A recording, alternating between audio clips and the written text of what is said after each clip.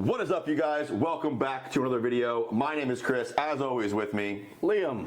And we want to just say thank you to everyone who has subscribed. We've officially hit over 9,000 subscribers. And if you have not subscribed, I want to quickly ask you, please do. We want to hit 10K before the year is out. We have less than a week to do that. And with your help, we definitely can hit that goal. So go ahead, hit that subscribe button, and let's dive in. Today, we're going over Apple TV's Silo, episode 7, season 2. And it was a good one. Lots of questions and some answers. Let us know what you thought. What is up, you guys? Welcome back to another video. My name is Chris, as always with me, Liam. We want to just say thank you to everyone who has subscribed. We've officially hit over 9,000 subscribers. If you have not subscribed, I want to quickly ask you, please do. We want to hit 10K before the year is out. We have less than a week to do that. And with your help, we definitely can hit that goal. So go ahead, hit that subscribe button, and let's dive in. Today, we're going over Apple TV's Silo, episode 7, season 2. And it was a good one. Lots of questions and some answers. Let us know what you thought in the comments below. And as always, this is more of a conversation than it is us preaching, so your engagement in the comments is awesome. Actually, on our last one, we had someone who's read the books add his insight without giving too much away, which I thought was awesome. Like, thanks for not spoiling everything for me, but also like giving me some hints and dropping some seeds, as we call it, planting the seed to collect that harvest later, right? So really cool, guys. I'm loving our community. Just want to say thank you. But let's dive in. All right. So the legacy. We finally figured out what it was. Yes, you got to see it is very much like a supercomputer or possibly AI. It's a combination, right? So there was a theory, right, that it was like a library, right? And then there was a theory that I thought, which they were leaning towards heavily, which was that it was like a supercomputer, like an AI that had all the answers, that basically was much like a thinking machine that they can talk to and interact with. And it's both.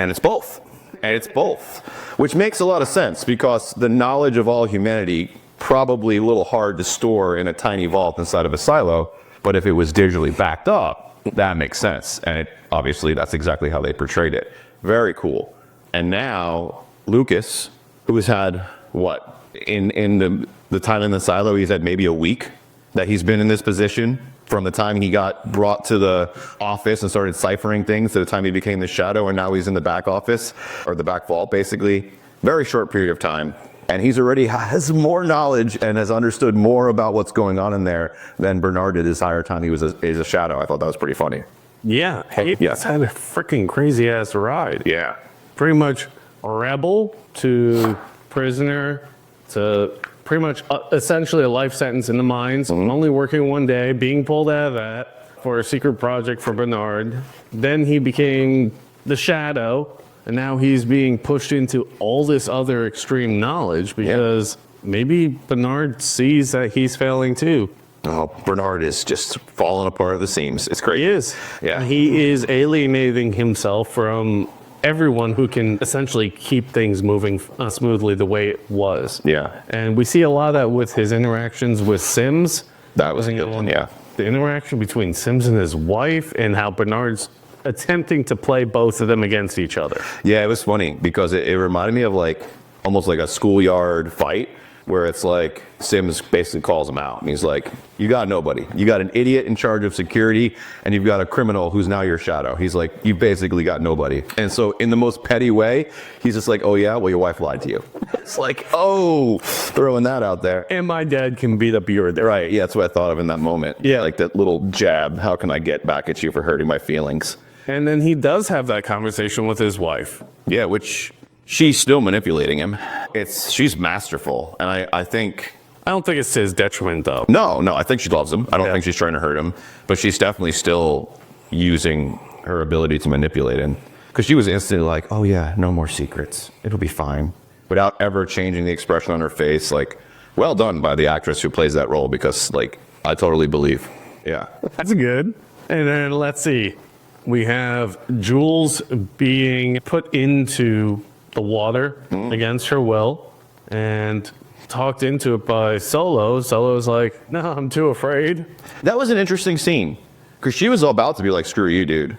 And you know, we've talked in the past, like, is she manipulating him for her own ends? Like, what is the real deal between Solo and Jules? And I think we got an answer in this episode with that particular scene in the hallway, because Jules showed compassion for him, right? Because he's having basically a tantrum like a little kid because he's scared and he doesn't want to do it. And he doesn't want to be a failure. And you're bringing up a little bit of his past, but we don't get a full story. And then Jules finally just like, whatever, like, I don't want to see you suffer. I'm going to do this thing for you.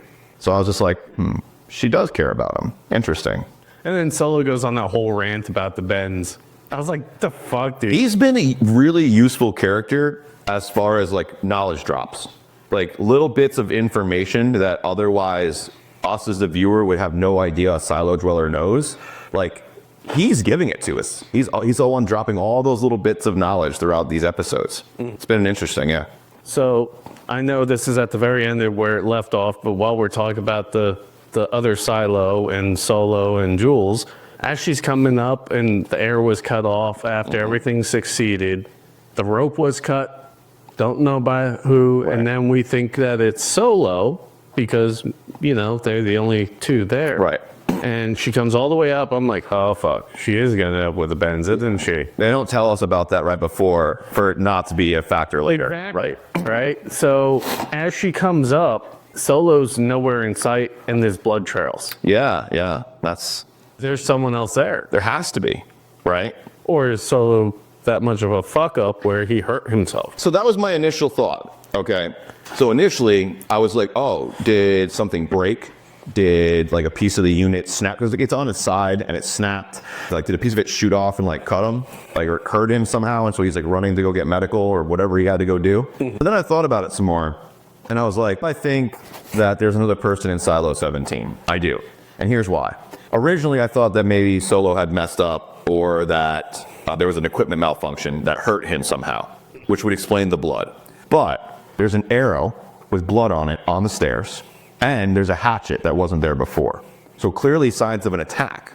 So unless Solo is just so masterful that he staged this whole thing, or what I think happened is when Jules turned the power back on to IT, or did whatever she did, it released somebody, or someone was able to either get out that wasn't able to get out before, and attacked him because he had that person locked away.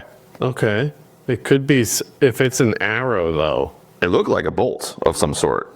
Then could it be someone from the surface that just came in because, I don't know. Why would someone from the surface just attack a random person, especially someone alone? Why wouldn't they get information from them? Maybe this was going up to it, or they've encountered them before. Interesting. Or sort of as their way into the vault that they've been attempting to get into, possibly for a long time. Someone who went out to clean that actually did make it out of sight, that is possibly another survivor. Interesting. Or from a whole nother silo entirely. Yeah. The other silo entirely, it doesn't make sense that they would attack instantly. But if someone survived the initial rebellion of Silo 17 somehow, has that connection to Solo, or whoever Solo really is, then there would be an absolute reason for them to shoot on sight, right? I already know this person already is the reason so-and-so is dead. It could be a vengeance play, right? Because there's clearly something he's hiding, a mistake he made, or something that he did that he's so scared of doing ever again. So it had to be catastrophic. It had to take lives. Like someone had to have died. If not, the little girl from the classroom or something happened. And so it could be a revenge play. It could be someone coming back. But I think there is another person in the silo. Let us know what you guys think. Is there someone else in the silo? Drop a 1 if you think there is. Cool. Billings and Hank's investigation. Yeah.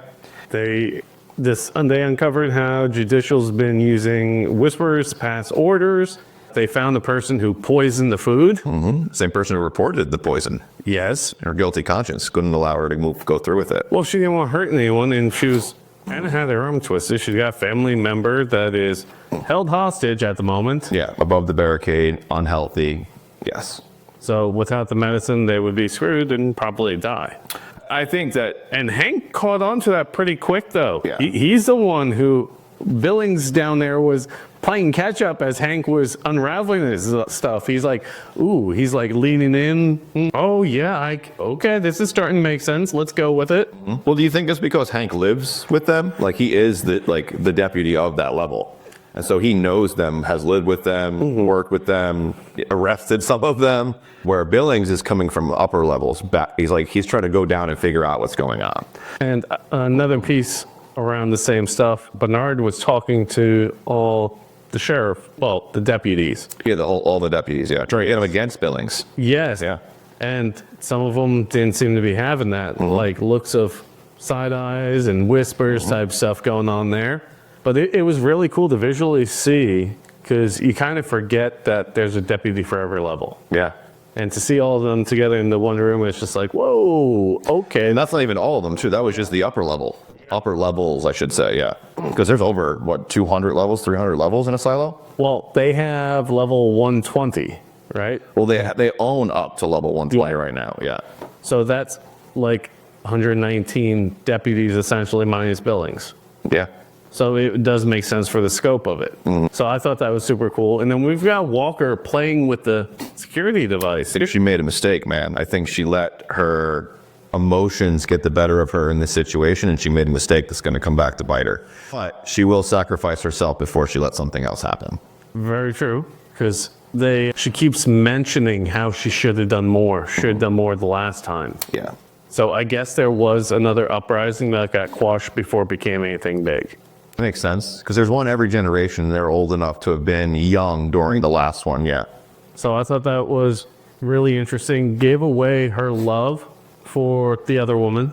The head of supply, yeah. Yeah, who's now in captivity. Yeah. Judicial isolation, or solitude, whatever they call it, yeah. And so Bernard wants to use that to his advantage, right? He finally, he was trying to use her to his advantage, and she was basically like, I'm not doing shit for you unless you do something for me. And he wasn't going to give her anything. So it wasn't until the incompetent head of security kind of stumbled across that he finally had something he can use, and I'm sure we're going to see him leverage that in the next episode. The Cipher and the Wizard of Oz. Yeah. That was a brief revelation. What a interesting, circle of events, right? You think that that's why the judge kept it for so long, so no one else could have the code cipher? Only she would have it? You think she knew? Well, she obviously knew it was on it, because that's what Bernard asked her. One of the last things he wanted to know was what does it say? What's going on? And she said, I can't tell you. I'm unable to tell you. It's not something you can know. And he was like, he's now on a hell-bent mission to figure out what that thing is. But I think that's one of the reasons why that's one of the relics she chose to keep, is because she knew as long as she had it, no one else would be able to use it. You think that's why? She was very smart. She was. Very crafty, and I think that's why she tortured herself so much and just drank herself. Yeah. But no, I thought it was, like I said in the beginning of the episode, I thought it was interesting that Lucas Kyle, who has been the Shadow for a day, already knows more information and has more ability to navigate the legacy than what we've seen Bernard really be able to do. He was able to go through all the regular codes and siphons, then figure out it was numeric, then bring it back to the fact that it's not any book inside of that archive, that it has to be an actual relic. He did all of that in record time. I have a feeling that man is genius level smart, and he's going to play a huge factor in leadership moving forward. I really love the irony of The Wizard of Oz being the book for the cipher. Because Bernard basically is the wizard. Yeah. Yeah. The man behind the curtain. Yep, with no power. Only tricks and illusion. So that's what I thought was really cool about that, the little nod to that. Yeah. That being said, that's all we have. It's super excited to get into the next episode. It's holy fuck, next one can't come soon enough. I was honestly, when the credits roll, I was like, what the hell? I was a little upset. Yeah, because obviously Jules is tracking the blood, and then it's oh, credits. I was like, dang it. Yeah, it ends with the fucking railing and the camera panning in we're going to see someone step up to it or something, but that never came. So good with that. I initially thought that either Solo was going to be hanging from whoever had killed him, hung him and left him there, or we were going to see the new character. One of those two things was going to happen. But yeah, I think this episode went by quick, because there was a lot of fast-moving pieces and a lot of it was an information-heavy episode. We were getting a lot of information behind the scenes and watching things come together. It wasn't necessarily high action.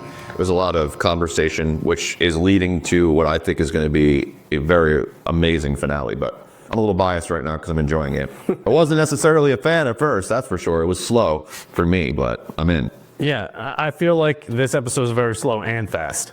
The information was so crucial. It was some of the things we've been looking for all season. And so I think just because I got to see the legacy made this episode for me. Like, I know what that is now, and I can grasp how these things are happening. It's a hybrid. I also think, and let me know what you guys think in the comments about this, I think all of this knowledge that Jules is getting inside of Silo 17 is going to be the answer in Silo 18 for how they go down deep and use that tunnel to go somewhere else. Now she knows how to go underwater. She knows how to swim. She understands goggles. Like, she understands a lot about water now. Because of Solo. Because of Solo. The man with all the information this season. And also Lucas Kyle. Those two. Keep an eye on those two if you need information about what's going on. Yeah, but that's a wrap for this particular episode. Let us know what you guys thought in the comments below. Was this a fast-paced episode for you? Did you enjoy it? Was there too much dialogue? Did you get the answers you were looking for? Let us know in the comments. Find the strength hiding in each battle scar. You're not who you were, you've already come far.